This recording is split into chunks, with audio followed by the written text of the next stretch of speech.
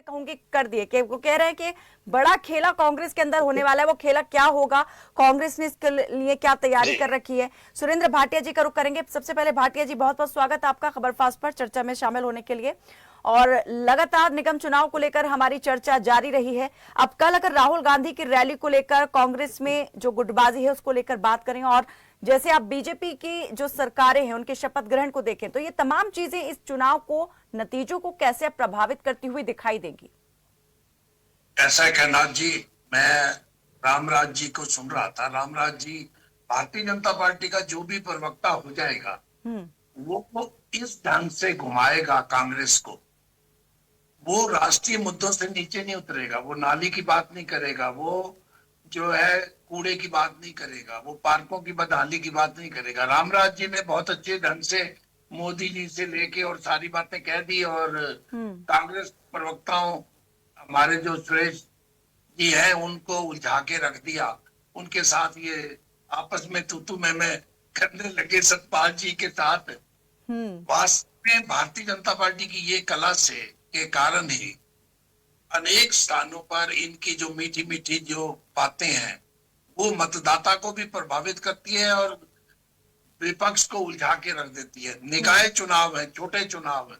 मोदी जी को यूएनओ तक छोड़ दें, ये अमित शाह जी को विधानसभा और लोकसभा में छोड़ दें, नीचे धरातल पे देखें क्या हालात है। वास्तव में धरातल पे शहरों में पार्कों की स्थिति अच्छी ना होनी, सड़कों की स्थिति अच्छी ना होनी, पीने का पानी की कमी होनी, सीवर व्यवस्था, और आजकल सफाई कर्मचारियों की हड़ताल है। सफाई कर्मचारियों की हड़ताल के कारण सभी शहर कचरे के डिब्बा बन के रह गए। फिर भी जो है मोदी जी से लेके बंगाल की जीत से लेके रामराज जी ने इतनी बढ़िया ढंग से बात कही है। लोग कहेंगे रामराज जी ने उसी ढंग से बात की है जिस ढंग से पूरा रामराज नीचे चल रहा है। सब कुछ उजला उजला दिखाई देता है, आंखें चकाचौंध हो जाती थी हैं, और उस चकाचौंध के आगे कुछ और दिखाई ही नहीं देता है। नहीं, देखो, भारतीय जनता पार्टी के प्रवक्ताओं को एक ऐसी गुत्थी पिलाई जाती है कि आपने मोदी जी से नीचे नहीं आना। चाहे वार्ड का चुनाव हो, चाहे पंचायत का चुनाव हो, चाहे इससे भी कोई छोटा अगर किसी क्लब का भी चुनाव हो, तो भी मोदी जी का ही नाम लेना है। लेकिन ये नेतृत्व क्षमता को भी दिखाता है कि वहां कितना पावरफुल नेतृत्व है। अगर कहीं भी कुछ है तो मोदी है तो मुमकिन है वाली बात नहीं। लेकिन धरातल पे जब लोगों की जो कठिनाइयां दूर करने वाली बात है, आप संकल्प पत्र की बात करते हैं। मैं अनेक डिबेट में आप भी साथ थे और हम बैठे बात कर रहे हैं। भारतीय जनता पार्टी कहती है हमने संकल्प पत्र जारी कर दिया। बहुत अच्छा किया आपने जारी कर दिया। 12 सालों से आपका राज है, 12 वर्षों में आपने क्या किया है वो आप संकल्प पत्र के साथ आप अपनी रिपोर्ट कार्ड देते। संकल्प पत्र में हम हिंदुस्तानी बहुत छोटी याददाश्त होती है, 2-3 महीने बाद हम भूल जाते हैं। इनके संकल्प पत्र विधानसभा वाला अगर रामराज जी को और आप सबको भेज देता हूं, पहली बात थी सभी महिलाओं को 2100 रुपए देंगे। सभी महिलाओं को जब दीदी की बारी आई तो पहले 1 लाख की शर्त रखी, फिर 1,80,000 की रखी। 80 लाख महिलाओं में से 8 लाख महिलाएं लगभग मिली इनको, और उनको भी 2 हिस्सों में बांट दिया।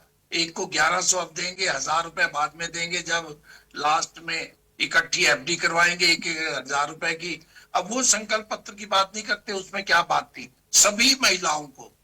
और उन्हें जिस दिन संकल्प पत्र जारी किया गया था विधानसभा में, मैं आपके चैनल पे था, मैंने कहा था कोई भी राज आए, चाहे कांग्रेस आएगी चाहे भारतीय जनता पार्टी आएगी, इसको शर्तों से जोड़ेंगे।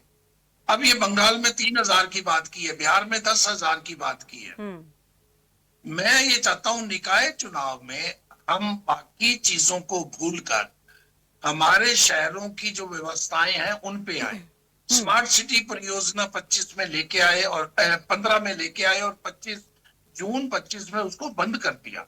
स्मार्ट जो शहरों की परियोजना थी वो नहीं बची है। अब फिर कल चैनल पे, आपके चैनल पे एक प्रवक्ता कह रहे थे जी हम स्मार्ट सिटी बनाएंगे। भी आपकी स्मार्ट सिटी परियोजना है ही नहीं तो बनाओगी किसको? आपने जो करनाल फरीदाबाद को स्मार्ट बना दिया। तो ये कांग्रेस इनके लच्छेदार भाषण से बचे, अब तो बचने का कोई संभावना वो डिफेंड वाली मुद्रा में आ जाते हैं और वो उसी प्रकार से जवाब दे रहा, फिर वो स्थानीय मुद्दे कहीं खो जाते हैं।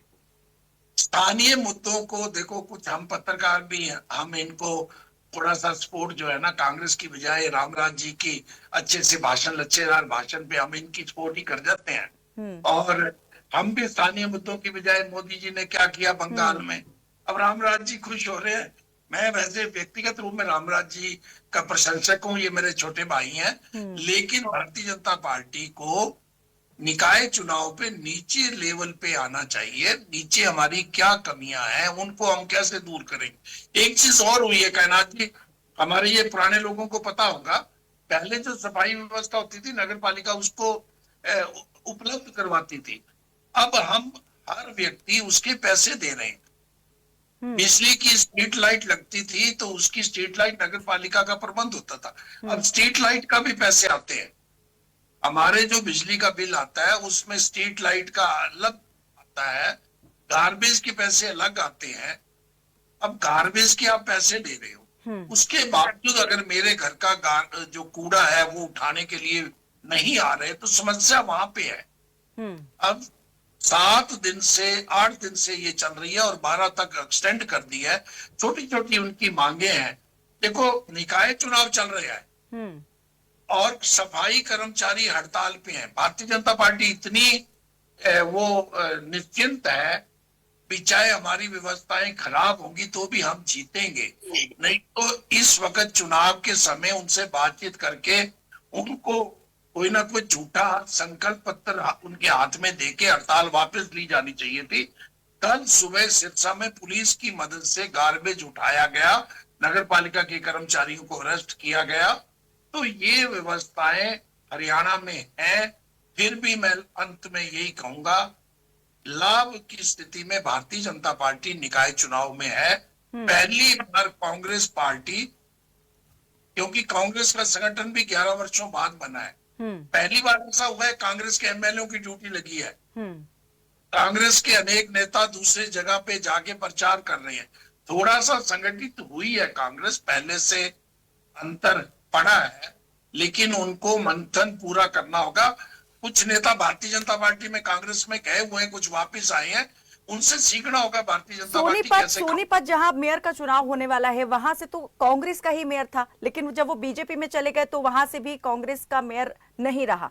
अब जिन निकायों में चुनाव हो रहे हैं तो 3 में से 1 में ही पंचकुला में बीजेपी के मेयर हुआ करते थे, लेकिन 2 में जो मेयर थे वो बाद में बीजेपी में शामिल हो गए। इस प्रकार से वहां पर भी एक प्रकार से बीजेपी आ गई। अब मुश्किल ये हो रहा है ये जानना कि क्या इस बार स्थिति कुछ बदलने वाली है या जो अभी है स्थिति वही रहने वाली है।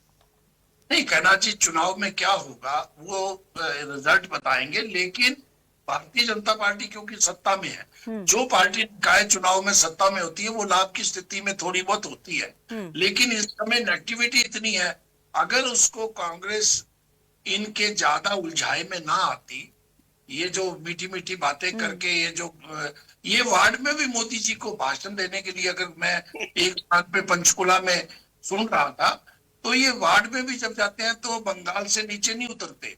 बंगाल की जीत के नशे में अभी हैं और वास्तव में बहुत बड़ी बात है, पहली बार 75 सालों में पहली बार बंगाल को जीता है। जीत तो बड़ी है। भारतीय जनता पार्टी की कार्य प्रणाली से अगर 29 के चुनाव में कांग्रेस को वापसी करनी है या इन्होंने भी वापसी करनी है, तो इनके पास कुछ दिनों के लिए अपने नेता वैसे बहुत भेज रखे हैं इनालो और कांग्रेस ने, कुछ ऐसे नेताओं को भेजे जो 1 महीने इनसे सीख के आए और वापस आए, तभी जाके इनका मुकाबला कर पाएंगे। चले रामराजे शर्मा जी, स्थानीय मुद्दों की बात के बजाय तमाम सारी दूसरी बातें हो जाती हैं। अभी बहुत ज्यादा जरूरत है कि जनता से जुड़े हुए उन बुनियादी सुविधाओं से जुड़े हुए सवालों पर ध्यान देने की, व्यवस्थाओं को देखने की। सफाई कर्मचारियों की हड़ताल का मुद्दा भी सुरेंद्र भाटिया जी ने कहा कि इस वक्त बना हुआ है, जो चिंता का एक विषय हो सकता है और है भी। सफाई व्यवस्था चरमराई हुई है, नगर निगम की ही ये चुनाव हो रहा है, नगर पालिकाओं का, और वहीं पर सबसे बड़ी ये कमी और खामी हम देख रहे हैं दूसरी जगह पर।